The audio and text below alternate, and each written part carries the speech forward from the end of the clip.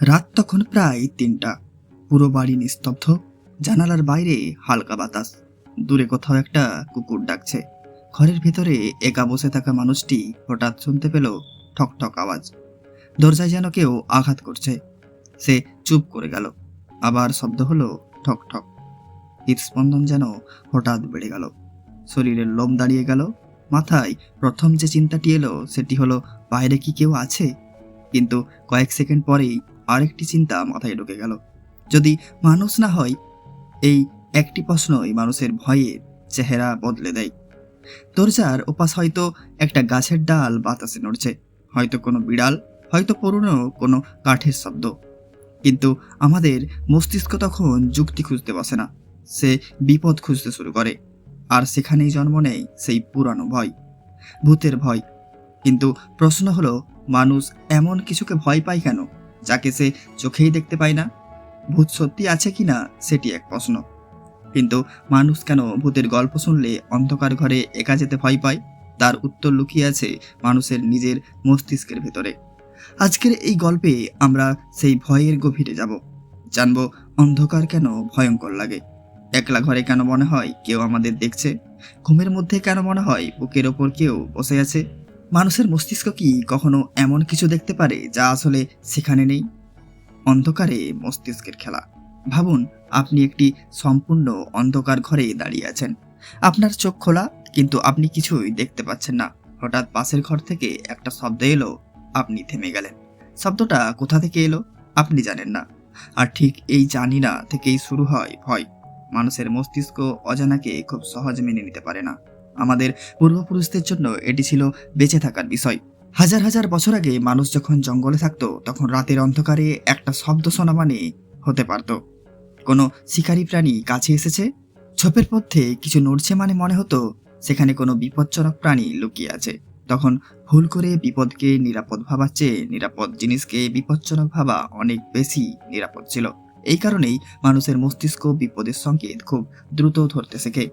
আজ আমাদের চারপাশে জঙ্গল নেই, বাঘ বা সিংহ আমাদের দরজায় বাইরে অপেক্ষা করে না, তবুও সেই পুরনো সতর্কতার ব্যবস্থা আমাদের মস্তিষ্কে রয়ে গেছে। ফলে রাতের অন্ধকারে একটা অচেনা শব্দ শুনলে মস্তিষ্ক সঙ্গে সঙ্গে প্রশ্ন করে, বিপদ আছে কি? আর যখন উত্তর পাওয়া যায় না, তখন মস্তিষ্ক নিজের মতো করে গল্প বানাতে শুরু করে। একটা ছায়া দেখা গেল, মস্তিষ্ক বলল কেউ দাঁড়িয়ে আছে। একটা শব্দ হলো, মস্তিষ্ক বলল কেউ হাঁটছে। জানালাটা নড়ল, মস্তিষ্ক বলল কেউ জানালা খুলছে। অর্থাৎ আমরা অনেক সময় যা দেখি বা শুনি তার চেয়ে বেশি কিছু কল্পনা করি। এ কারণেই অন্ধকারে একটি কাপড় ঝুলে থাকলেও সেটিকে মানুষের মতো মনে হতে পারে। চেয়ারের ওপর রাখা জামা কাপড় দূর থেকে মানুষের অবয়ব মনে হতে পারে। গাছের ছায়া জানালায় পড়ে এমন মনে হতে পারে যেন কেউ বাইরে দাঁড়িয়ে আছে। এটি কোনো অতিপ্রাকৃত শক্তির প্রমাণ নয়, এটি মানুষের মস্তিষ্কের একটি স্বাভাবিক প্রবণতা। মস্তিষ্ক সবসময় অসম্পূর্ণ তথ্যকে অর্থপূর্ণ কোনো চিত্রে পরিণত করতে চায়। ধরুন, রাহুল নামের একজন যুবক রাতে বাড়ি ফিরছে। রাস্তা প্রায় ফাঁকা। হঠাৎ সে রাস্তার পাশে একটি সাদা অবয়ব দেখতে পেল। সে থেমে গেল। দূর থেকে মনে হলো কেউ দাঁড়িয়ে আছে। রাহুলের বুক ধড়ফড় করতে শুরু করলো। সে ধীরে ধীরে এগিয়ে গেল, আর কিছুটা কাছে যেতেই দেখলো সেটি একটি পুরনো কাপড়, গাছের ডালে আটকে বাতাসে নড়ছে। কিন্তু কয়েক মুহূর্ত আগেও রাহুলের মস্তিষ্ক তাকে বলছিল সেখানে একজন মানুষ দাঁড়িয়ে আছে। এটাই মস্তিষ্কের বিস্ময়কর ক্ষমতা, অল্প তথ্য থেকে সম্পূর্ণ ছবি তৈরি করা। মনোবিজ্ঞানে মানুষের এমন প্রবণতা সংকেত প্যাটার্ন খোঁজার বিষয়টি জড়িত।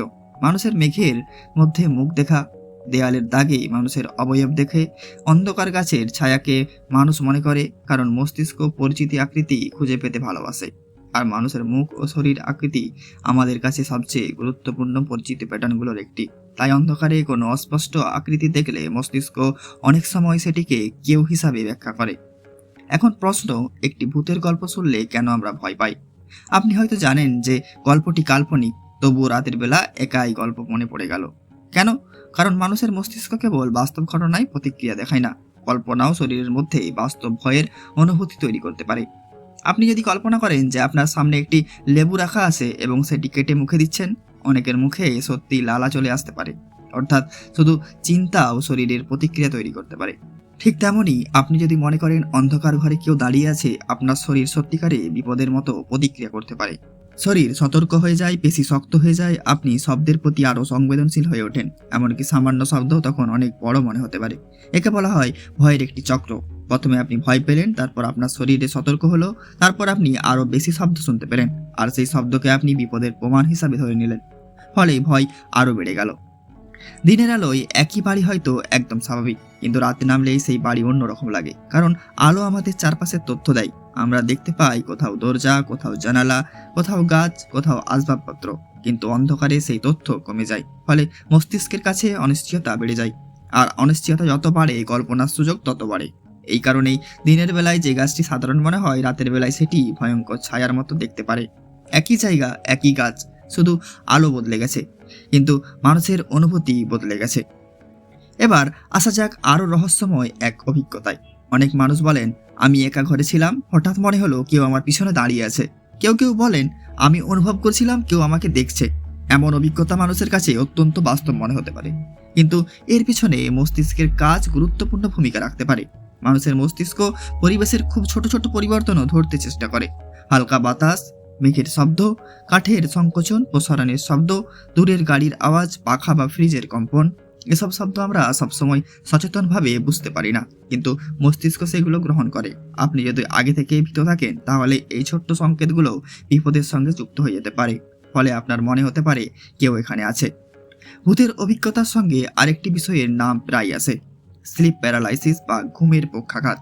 ভাবুন, আপনি গভীর ঘুম থেকে জেগে উঠেছেন, চোখ খুলতে পারছেন, ঘর দেখতে পাচ্ছেন, কিন্তু শরীর নাড়াতে পারছেন না, হাত তুলতে পারছেন না, চিৎকার করতে পারছেন না। আর তখন মনে হলো ঘরের কোণে কেউ দাঁড়িয়ে আছে। কখনো মনে হতে পারে কেউ বিছানার পাশে দাঁড়িয়ে আছে, কখনো মনে হতে পারে বুকের ওপর চাপ পড়েছে, কখনো মনে হতে পারে ঘরে অদৃশ্য কেউ রয়েছে। এই অভিজ্ঞতাটা এতটাই বাস্তব মনে হতে পারে যে মানুষ বিশ্বাস করতে পারেন আমি ভূত দেখেছি। কিন্তু ঘুম বা জাগরণের মাঝামাঝি অবস্থায় মস্তিষ্কের বিভিন্ন অংশের কার্যক্রম পুরোপুরি একই সময়ে স্বাভাবিক অবস্থায় ফিরে আসে না। শরীরে পেশি তখনও ঘুমের অবস্থার প্রভাবে সাময়িকভাবে নড়তে নাও পারে। আর এই একই সময়ে স্বপ্নের কিছু অনুভূতি বা চিত্র জাগ্রত অভিজ্ঞতার সঙ্গে মিশে যেতে পারে। ফলে মানুষ এমন কিছু অনুভব করতে পারেন যা সম্পূর্ণ বাস্তব বলে মনে হয়। এখানে সবচেয়ে গুরুত্বপূর্ণ বিষয়টি হলো, অভিজ্ঞতাটি মানুষের কাছে সত্যি বাস্তব অনুভূত হতে পারে, কিন্তু অভিজ্ঞতার কারণ হিসাবে অতিপ্রাকৃত ব্যাখ্যা করতেই হবে এমন নয়। অনেক সংস্কৃতিতে এমন গল্প আছে, রাতের ঘুমের মধ্যে কোনো অদৃশ্য প্রাণী মানুষের বুকের ওপর বসে, মানুষ নড়তে পারে না, শ্বাস নিতে কষ্ট হয়, চিৎকার করতে পারে না। অদ্ভুত ব্যাপার হলো, বিভিন্ন সংস্কৃতিতে এই অভিজ্ঞতার ব্যাখ্যা আলাদা হলেও অভিজ্ঞতার কিছু বৈশিষ্ট্য আশ্চর্যজনকভাবে একই রকম।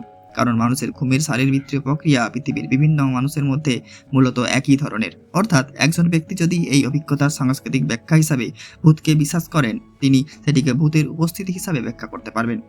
আর অন্য একজন ভিন্ন সংস্কৃতিতে বড় হলে অন্য কোনোভাবে ব্যাখ্যা দিতে পারেন। অভিজ্ঞতা একই হতে পারে, ব্যাখ্যা ভিন্ন হতে পারে। একটি শিশুকে যদি ছোটবেলা থেকে বলা হয় এই পুরনো গাছের নিচে রাতে ভূত থাকে, তাহলে শিশুটি বড় হওয়ার পরেও সেই গাছের কাছে যেতে ভয় লাগতে পারে। কেন? কারণ তার মস্তিষ্ক গাছটির সঙ্গে বিপদের ধারণা জুড়ে দিয়েছে। ভয় অনেক সময় শেখা যায়। একজন মানুষ নিজে কোনো অদ্ভুত অভিজ্ঞতা না পেলেও অন্যের গল্প শুনে ভয় পেতে পারেন। আর যখন একই গল্প বারবার বলা হয়, ভয় আরও শক্তিশালী হয়। গ্রাম বাংলার ভূতের গল্প থেকে শুরু করে শহরের হরর সিনেমা, সব ক্ষেত্রেই মানুষের কল্পনা শক্তি গুরুত্বপূর্ণ ভূমিকা পালন করে। একটি অন্ধকার বাড়ি, ভাঙা জানালা, দূরে বাতাসের শব্দ, হঠাৎ দরজা বন্ধ হওয়া, এসব উপাদান আমাদের মস্তিষ্কে সম্ভাব্য বিপদে সংকেত দেয়। এখানে একটি অদ্ভুত ব্যাপার আছে, যদি ভূতের গল্প এত ভয়ঙ্কর হয়, তাহলে মানুষ ভূতের সিনেমা দেখে কেন? ভৌতিক গল্প শোনে কেন? রাতে ভয় পাওয়ার পরও আবার একই ধরনের গল্প দেখতে বসে কেন? কারণ ভয় সবসময় শুধু নেতিবাচক অনুভূতি নয়। নিরাপদ পরিবেশে ভয়ের অভিজ্ঞতা অনেকের কাছেই উত্তেজনাপূর্ণ হতে পারে। সিনেমা হলে বসে আপনি জানেন পর্দার ভিতরের বিপদ বাস্তবে আপনার কাছে আসছে না, তাই শরীর উত্তেজিত হয়, হৃদস্পন্দন বাড়ে, আপনি চমকে ওঠেন, কিন্তু একই সঙ্গে জানেন আপনি নিরাপদ। এই নিরাপত্তার সঙ্গেই ভয়ের সংমিশ্রণই অনেকের কাছে আকর্ষণীয় হয়ে ওঠে। তাহলে কি ভূত নেই? এখন আসল প্রশ্ন, মানুষের মস্তিষ্ক কিভাবে ভূতের ভয় তৈরি করে তার অনেক বৈজ্ঞানিক ব্যাখ্যা আছে, কিন্তু তার মানে এই নয় যে পৃথিবীর প্রতিটি ভূতের গল্প এর ঘটনা আমরা নিশ্চিতভাবে ব্যাখ্যা করে ফেলেছি। অনেক ঘটনার তথ্য অসম্পূর্ণ থাকে। অনেক গল্প প্রজন্মের পর প্রজন্ম মানুষের মুখে মুখে ছড়ায়। কখনো কোনো ঘটনার সঙ্গে ভুল স্মৃতি যুক্ত হয়, কখনো অতিরঞ্জিত হয়, কখনো মানুষ অস্বাভাবিক শব্দের স্বাভাবিক কারণ জানে না, আর কখনো কখনো অভিজ্ঞতার ব্যাখ্যা পাওয়া কঠিন হতে পারে। কিন্তু কোনো ঘটনার ব্যাখ্যা আমরা জানি না, এটি নিজ থেকে প্রমাণ করে না যে তার কারণ ভূত। এখানে বিজ্ঞান ও বিশ্বাসের আলোচনায় সতর্ক থাকা জরুরি। বিজ্ঞান সাধারণত প্রশ্ন করে ঘটনাটি কিভাবে যাচাই করা যায়, কি ঘটেছিল, কখন ঘটেছিল, কেউ কি এখনই একই ঘটনা দেখেছিল, পরিবেশে কোনো স্বাভাবিক কারণ ছিল কি, ঘুমের সমস্যা ছিল কি, আলো বা ছায়ার প্রভাব ছিল কি, শব্দের উৎস কি, মানুষের স্মৃতি কি পরে পরিবর্তিত হয়েছে। এই প্রশ্নগুলো অনুসন্ধানের পথ তৈরি করে। একটি গ্রামের প্রান্তে একটি পুরনো বাড়ি ছিল। দিনের বেলা বাড়িটি দেখতে সাধারণ, কিন্তু সন্ধ্যা নামলেই গ্রামের মানুষ ওই রাস্তা এড়িয়ে চলত, কারণ প্রচলিত ছিল রাতে বাড়ির জানালায় নাকি একজন সাদা পোশাকের নারী দাঁড়িয়ে থাকেন। এক রাতে গ্রামের এক যুবক সাহস করে বাড়িটির সামনে গেল। কিছুক্ষণ পর সে সত্যি জানালায় একটি সাদা অবয়ব দেখতে পেল। সে দৌড়ে পালিয়ে এলো। পরদিন সবাই বলল ভূত। কিন্তু অনেকদিন পর একজন বৃদ্ধ বাড়িটিতে ঢুকে দেখলেন জানালার সামনে একটি পুরনো সাদা পর্দা ছিল। বাতাসে সেটি নড়ছিল, চাঁদের আলোয় দূর থেকে সেটি মানুষের মতো দেখাচ্ছিল। এখানে ভূতের গল্পটি মিথ্যা হয়ে গেল হয়তো, কিন্তু আর গুরুত্বপূর্ণ বিষয় হলো প্রথম ব্যক্তি যা দেখেছিল সেটি তার কাছে সত্যি বাস্তব ছিল। সে মিথ্যা বলছিল এমনও নয়। সে যা দেখছিল তার মস্তিষ্ক সেটিকে নিজের জানা গল্পের সঙ্গে মিলিয়ে নিয়েছিল। এটাই মানুষের মনের শক্তি। ভয় পাওয়ার সময় আমরা পরিবেশকে স্বাভাবিক সময়ের মতো দেখি না, আমরা বিপদের সংকেত খুঁজতে থাকি। একটি শব্দ তখন অনেক সরি মনে হতে পারে, একটি ছায়া অনেক বড় মনে হতে পারে, একটি সাধারণ নড়াচড়া অস্বাভাবিক মনে হতে পারে, কারণ মস্তিষ্ক তখন প্রশ্ন করে না এটা কি, বরং আগে প্রশ্ন করে ওটা কি বিপজ্জনক। এই সামান্য পার্থক্যই আমাদের অভিজ্ঞতাকে বদলে দিতে পারে। মানুষ আগুনকে ভয় পায়, সাপকে ভয় পায়, উঁচু জায়গাকে ভয় পায়, কিন্তু এসবের অন্তত কিছু বৈশিষ্ট্য আমরা দেখতে পাই। ভূতের ক্ষেত্রে সমস্যা হলো আমরা জানি না সেটা দেখতে কেমন, সে কোথায় থাকে, কিভাবে আসে, কেন আসে, কি করতে পারে। অজানা বিষয়ের কোনো সীমা নেই। আপনি একটি দানবকে যত কম সংজ্ঞায়িত করবেন, আপনার কল্পনা তাকে তত বেশি ভয়ঙ্কর বানাতে পারবে। এই কারণে অনেক সময় দেখা ভূতের চেয়ে না দেখা ভূত বেশি ভয়ঙ্কর। হরর সিনেমায় নির্মাতারা এই বিষয়টি জানেন। অনেক সময় তারা ভূতকে পুরোপুরি দেখান না, শুধু একটি ছায়া, একটি শব্দ, একটি দরজা, একটি পায়ের আওয়াজ, তারপর দর্শকের মস্তিষ্ক নিজেই বাকি ছবিটি তৈরি করে। আর সেই ছবিটি কখনো কখনো সিনেমার দৃশ্যের চেয়েও ভয়ঙ্কর। আবারও ফিরে যায় সেই রাতের ঘরে। রাত ৩টা, দরজায় আবার শব্দ হলো ঠক ঠক। মানুষটি এবার উঠে দাঁড়ালো, ধীরে ধীরে দরজার দিকে এগিয়ে গেল। হৃদস্পন্দন দ্রুত, হাত কাঁপছে। সে দরজা খুললো, বাইরে কেউ নেই। কয়েক সেকেন্ড পর আবার ঠক। সে আবার উপরে তাকালো। জানালা পাশে গাছের একটি ডাল বাতাসে নড়ছে, ডালটি জানালার কাঠে আঘাত করছে ঠক ঠক করে। ভূত ছিল না, কিন্তু ভয় ছিল সত্যি। আর এটাই পুরো গল্পের সবচেয়ে গুরুত্বপূর্ণ কথা।